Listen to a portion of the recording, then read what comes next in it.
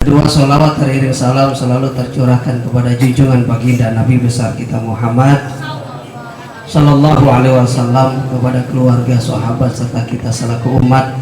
Mudah-mudahan kelak nanti di yaumil qiyamah akan mendapatkan syafaatul uzma dari Nabi besar kita Muhammad Sallallahu Alaihi Wasallam. Ibu bapak jamaah yang dirahmati Allah, kalau kita bicara masalah bulan Muharram, bulan Muharram adalah salah satu bulan yang Allah muliakan. Ada 4 bulan yang Allah muliakan kata Rasulullah, yaitu bulan Zulhijjah, Dzulqa'dah, Muharram, dan bulan Rajab. Salah satunya adalah Muharram di dalamnya. Bulan Muharram adalah bulan yang memang di dalamnya setidaknya ada 2 hal yang kita bisa ambil fadilah atau keutamaannya. Karena pada bulan ini banyak kejadian-kejadian yang sangat penting dalam sejarah kehidupan manusia, di mana Allah Subhanahu wa taala pada bulan Muharram menciptakan alam dunia ini. Itu pada bulan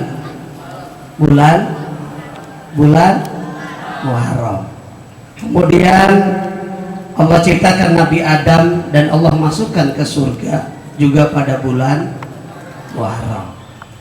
Allah lahirkan, dilahirkannya Nabi Allah Ibrahim alaihissalam dan diselamatkannya Nabi Ibrahim alaihissalam dari kobaran api pada bulan Muharram.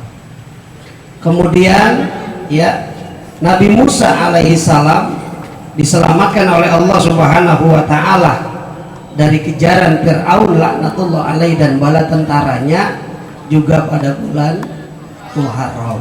Dan Fir'aun beserta bala tentaranya ditenggelamkan di Laut Merah, itu juga pada bulan Muharram. Dan banyak lagi kejadian-kejadian yang terjadi pada bulan Muharram.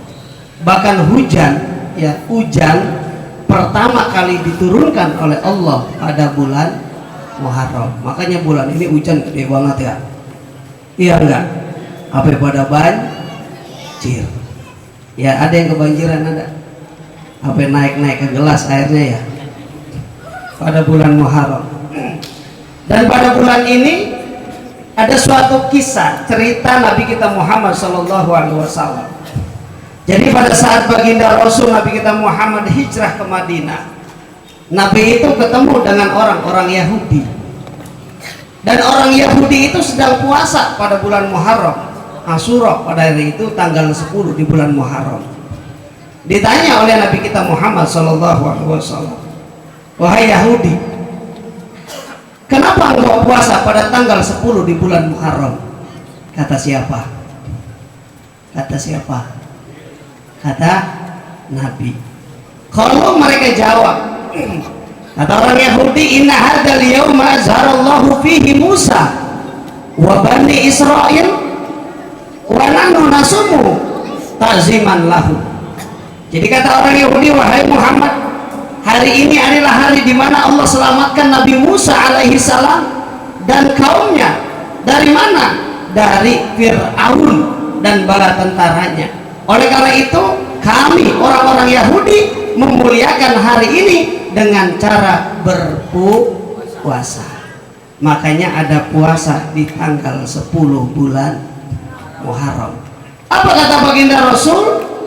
Kata Rasulullah, ana aula minkum wa ama rasul.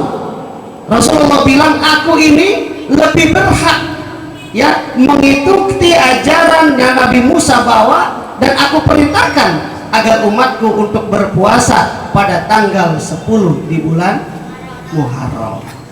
Ada nggak yang puasa? Puasa enggak? Enggak, ada yang enggak. Kalau yang enggak, puasa yang puasa ya.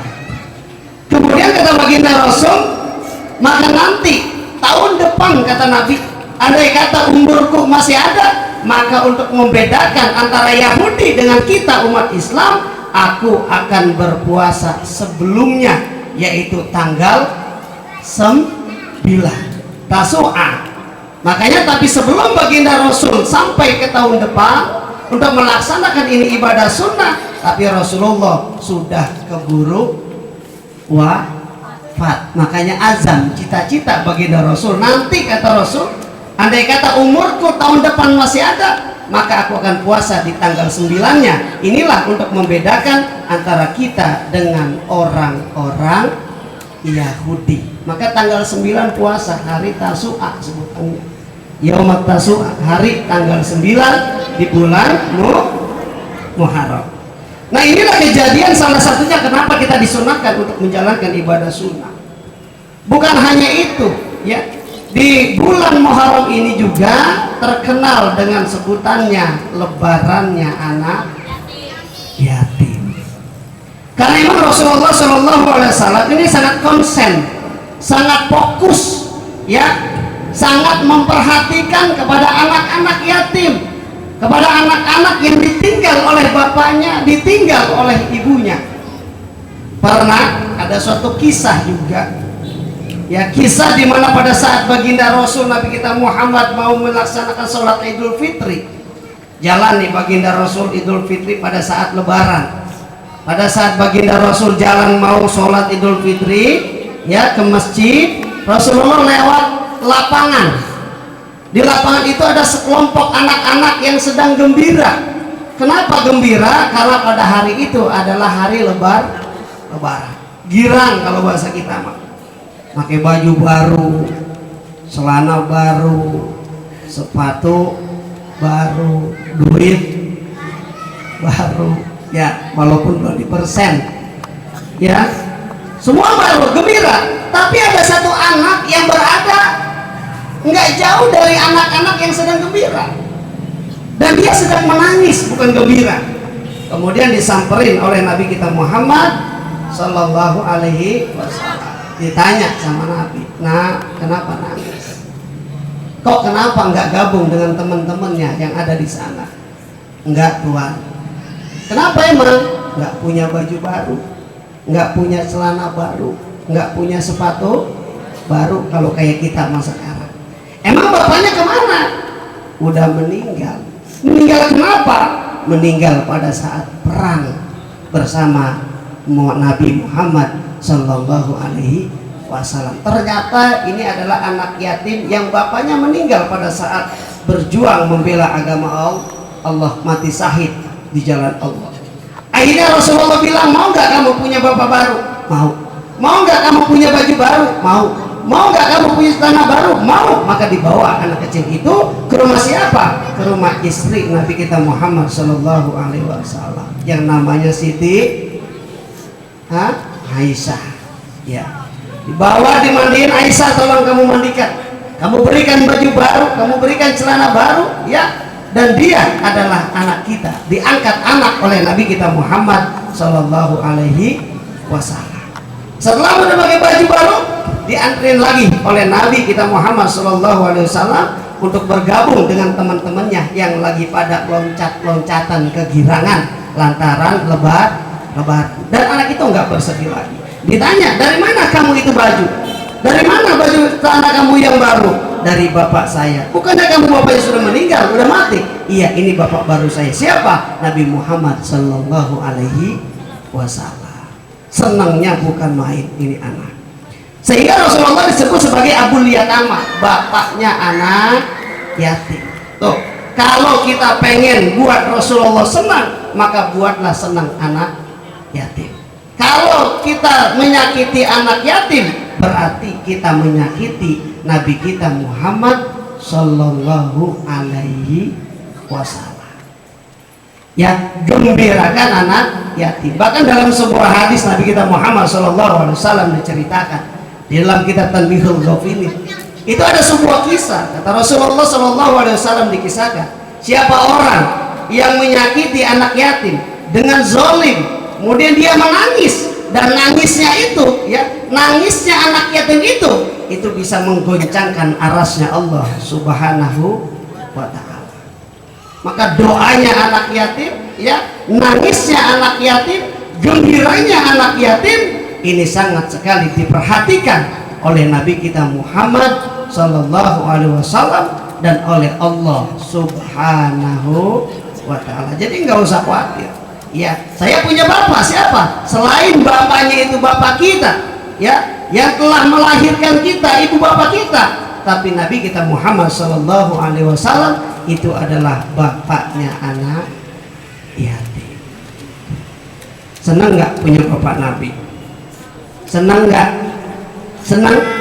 Bahkan Rasulullah Sallallahu Alaihi Wasallam dalam sebuah hadisnya menyatakan, anak wa kafilil yatimi muslim kahataini fil jannah wa jama'a baina usbu'aihi. Ini kata Rasulullah bagi orang-orang yang menyayangi anak yatim, para donatur tuh, yang ngasih makanan, yang ngasih minuman, ya, yang nyumbang buat kalian semua nih, ya, ini diberikan sama Rasulullah. Kata Rasulullah, saya beserta orang-orang yang menyantuni, orang-orang yang mengasihi, orang-orang yang menyayangi anak yatim yang muslim, kahataini fil jannah wa jama'a baina usbu'i, maka dia akan dekat dengan aku di surga lantaran dua jari jemari. Jadi Rasulullah tuh ngasih isyarat, ya, ngasih isyarat, aku bersama orang-orang yang ngasih duit, yang nyayangin, yang ngasih perhatian kepada anak yatim, maka di surga seperti ini, kata Rasul, itu dekat. Rasulullah memberikan isyarat dengan menempelkan jarinya. Dekat nggak nih? Kalau orang dekat sama Nabi masuk surga apa enggak? Masuk surga apa enggak? Masuk surga. Itulah orang-orang yang menyantuni anak yatim. Maka oleh karena itu, di dalam sebuah hadis Nabi kita Muhammad Sallallahu Alaihi Wasallam pun telah diceritakan dan dikabarkan kepada kita semua. Makanya ada orang kalau nyantunin anak yatim palanya diusap, itu bukan mengada-ngada, ya, tapi memang ini ada anjuran bagi Nabi kita Muhammad Sallallahu Alaihi Wasallam. Kata Nabi, man masaha yadahu ala rasil yatimi, ya, rafa'allahu lahu yaumal asyura, kataballahu lahu bi kulli sya'ratin darajatan. Siapa orang yang usap kepalanya anak yatim, ya, yaumal asyura, pada tanggal 10 di bulan Muharram. Tapi hadis lain menyatakan pada bulan Muharramnya saja. Tapi Rasul lebih menekankan lagi dalam sebuah hadisnya, yaumal asyura, pada tanggal 10 di bulan Asyura, rafa'allahu lahu bi kulli sya'ratin darajatan. Allah akan memberikan satu helai rambut, satu derajat bagi orang-orang yang menyentuh kepalanya anak yatim. Makanya diusap tuh kepalanya, entah kalau dikasih sumbangan diusap. Makanya sebelum dikasih sumbangan, ya, jangan dibotakin, biar gondrong aja dulu, biar banyak ngucak-ngucak. Ya, diusap. Satu helai rambut itu satu derajat Allah akan berikan bagi orang yang usap anak yatim. Mau nggak diusap? Mau nggak diusap? Tapi nggak dibagi duit, mau? Nggak mau. Ya, artinya menyayangi, ya, sayang, mengasihani. Itu begini, fadilah keutamanya luar biasa. Baginda Rasul menyatakan. Bahkan dalam sebuah hadisnya lagi Rasulullah Shallallahu Alaihi Wasallam katakan, man masaha, ya, man masaha, siapa orang yang usap ala rasil yatimi, kepalanya anak yatim, kataballahu lahu, ya, kataballahu lahu bi kulli syaratin alaihi yaduhu hasanatan. Allah akan memberikan, Allah akan tulis satu kebaikan bagi satu helai rambut. Wa ma'anhu bi kulli syaratin sayiatan. Allah akan hapusin dosa-dosanya tuh orang yang usap dari satu rambut tersebut. Ya, wa rafa'alahu bi kulli sya'ratin darajatan, dan Allah akan angkat derajat orang yang usap kepalanya anak yatim itu dengan satu derajat, satu helai rambut. Satu helai rambut, satu kebaikan, satu helai rambut Allah gugurkan dosa kita, satu helai rambut Allah angkat derajat kita. Kira-kira di kepala kita ada berapa rambut jumlahnya? Ada berapa? Hah? Pokoknya banyak, ya, pokoknya banyak dah.